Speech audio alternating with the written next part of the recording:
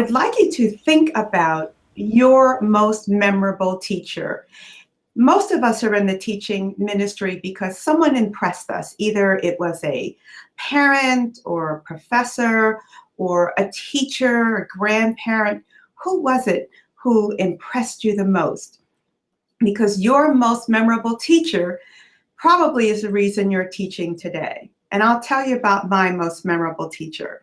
Her name is Professor Samuel at Hunter College when I was in undergrad and as an English major.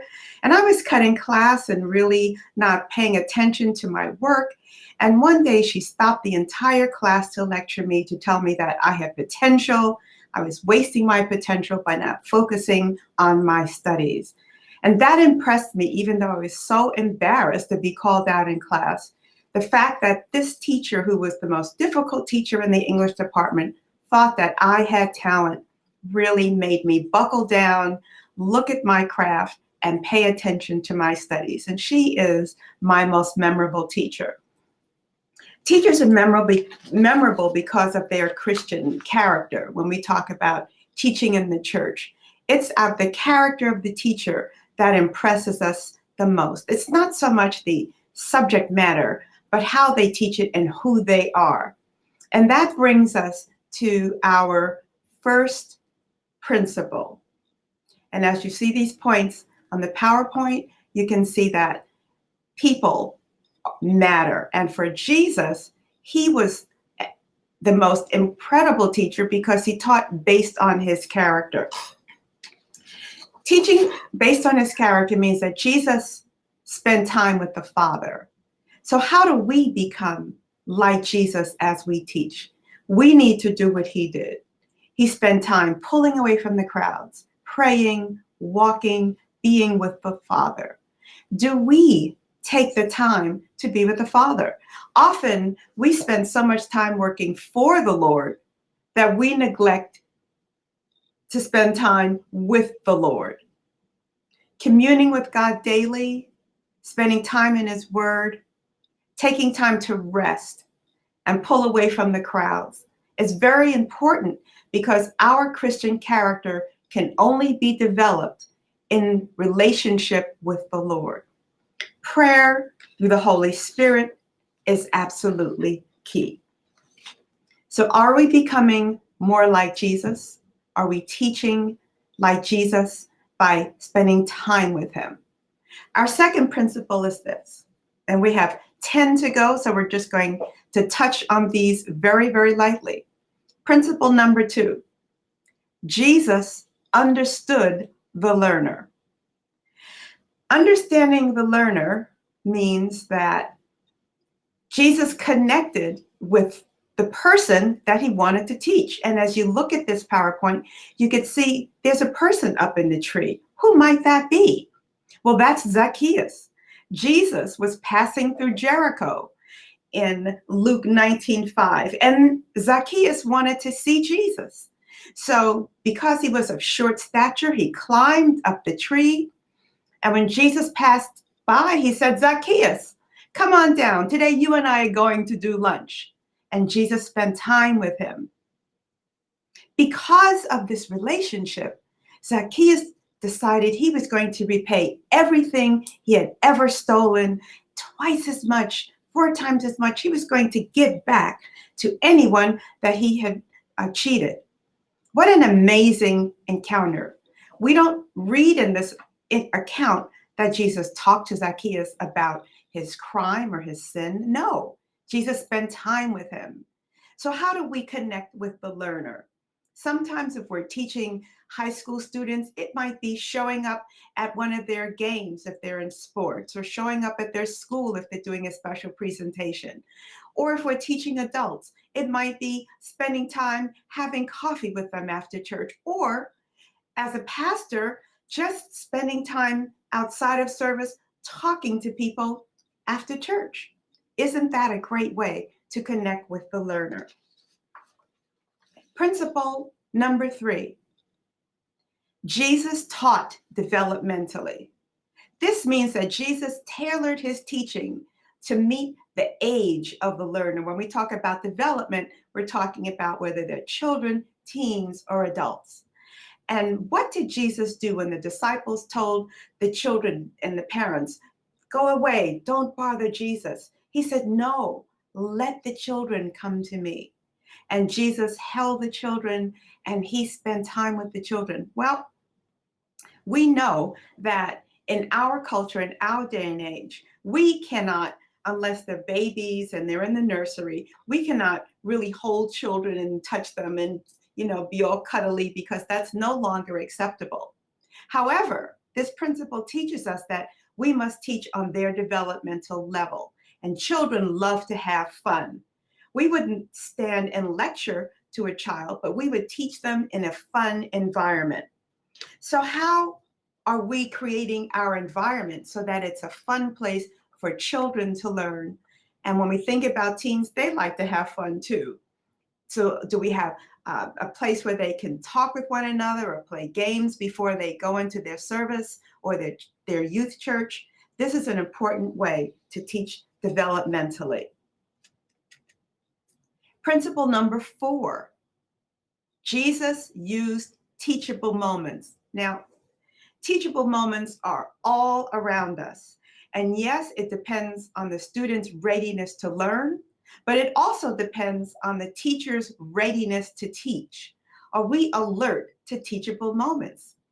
Teachable moments occur when our students or church members have something they want to accomplish. For example, if they want to be baptized, well, that's a teachable moment. Let's have a baptismal class that explains what baptism is.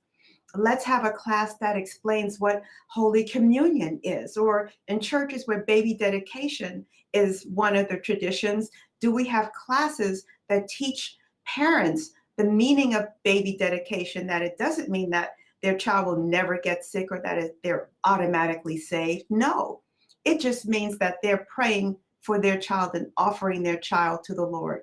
So what teachable moments exist in our congregations today that we can maximize?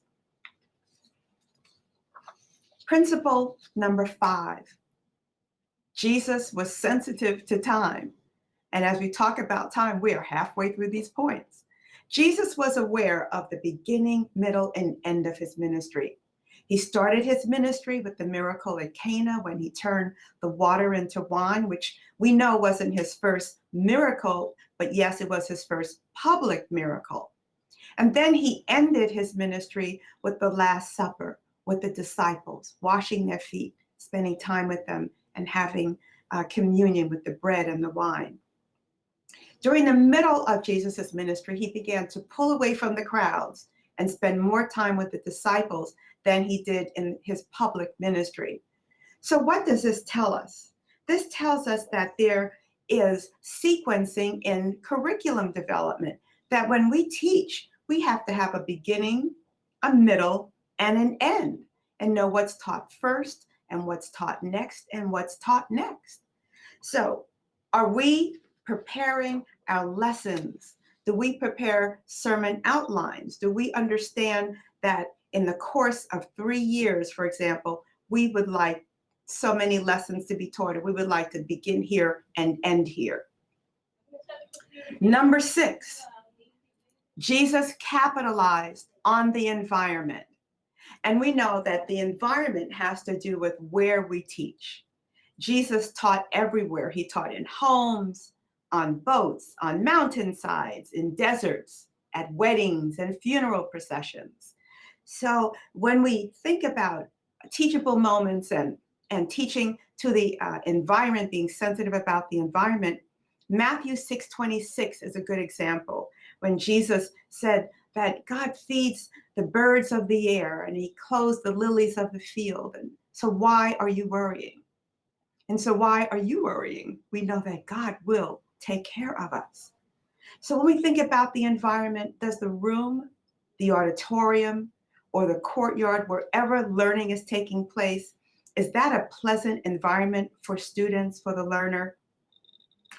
Chipped paint, rooms that are too hot or too cold, these are barriers to learning. So let's make sure that our environment is welcoming to the learner. Number 7, Jesus considered cultural needs. Jesus was very in tune to the culture that he was teaching. The Bible occurs in the Middle East, Africa, and Asia. And so with this broad array, we know that curriculum should be tailored to the cultural needs of the learner. When we talk about curriculum, are the pictures, the examples, and illustrations, are they sensitive to the culture that we're teaching? Are they relevant to that audience? And think about children. They need to see images in the material that they study. They want to see other children who look like they look. And so as we select curriculum, let's be sensitive to cultural needs. Number 8, Jesus appealed to mind, emotions, and behavior. And this means that Jesus taught so that the learner would be changed. He appealed to the mind. Remember when he had that discussion in Luke chapter 7 with Simon? Simon was so upset that a sinful woman came into the home and was wiping Jesus's feet with her hair and washing them with her tears. And Jesus reasoned with Simon, and he said, who would have the greatest appreciation? Those whose sins are little and they're forgiven little, or those whose sins are much? So we can see Jesus reasoning with Simon. That has to do with the mind. We can see Jesus teaching with his emotions when he became angry with the money changers. And he got that was a very emotional time when he turned over the tables and threw the money changers out of the synagogue. So emotions are important. And then behavior, when Jesus sent the disciples out 2 by 2 to go heal the sick and preach the gospel. And they were so excited when they returned to him. So all of the methods that we're talking about are key as we teach our learners. This means that we need to write goals and measurable objectives in our curriculum. Now, writing objectives is a skill that has to be learned. However, when we teach, we need to spend time looking at our lessons, preparing our lessons to make sure that we address each of these aspects as we teach the learner. Number 9, Jesus involved the senses. Oh my goodness, this is so exciting as well. Jesus taught to all of the senses: audio, the way we hear, and audio also involves speaking, visual, what we see, and kinesthetic, what we do. Jesus taught to all of this. We can think of the crowds and the disciples as they heard him teach, and they saw the miracles. They ate the bread and the fish. So all of this was involved as they were learning about Jesus.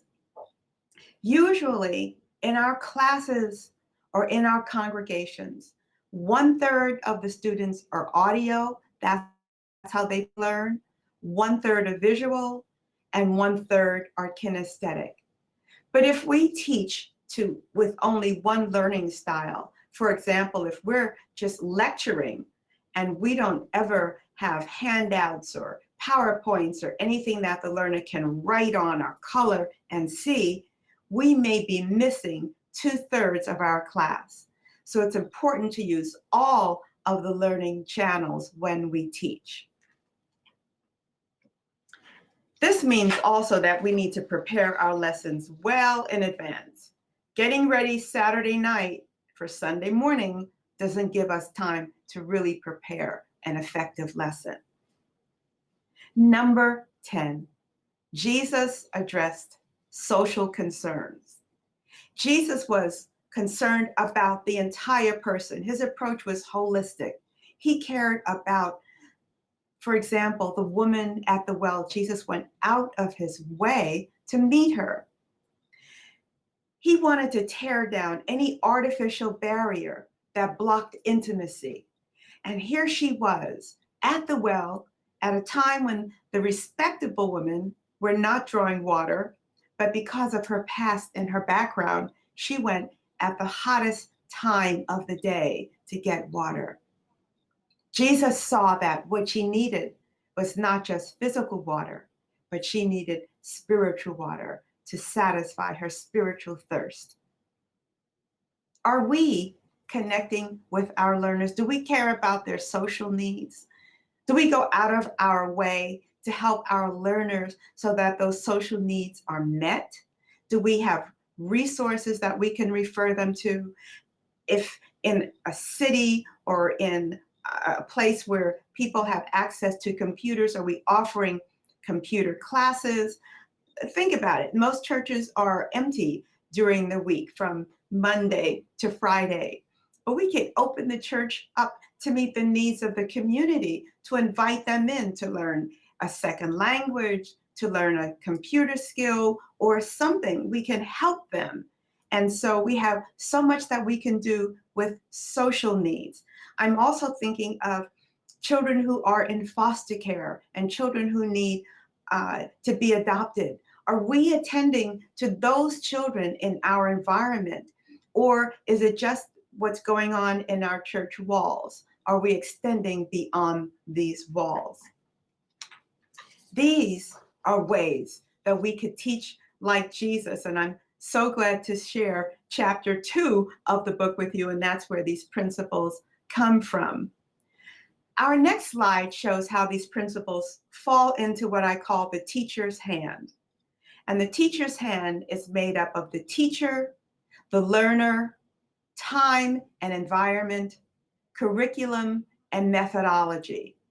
All of this encompasses how we teach. These are called irreducible factors, meaning that without either of these factors, effective teaching and learning does not occur.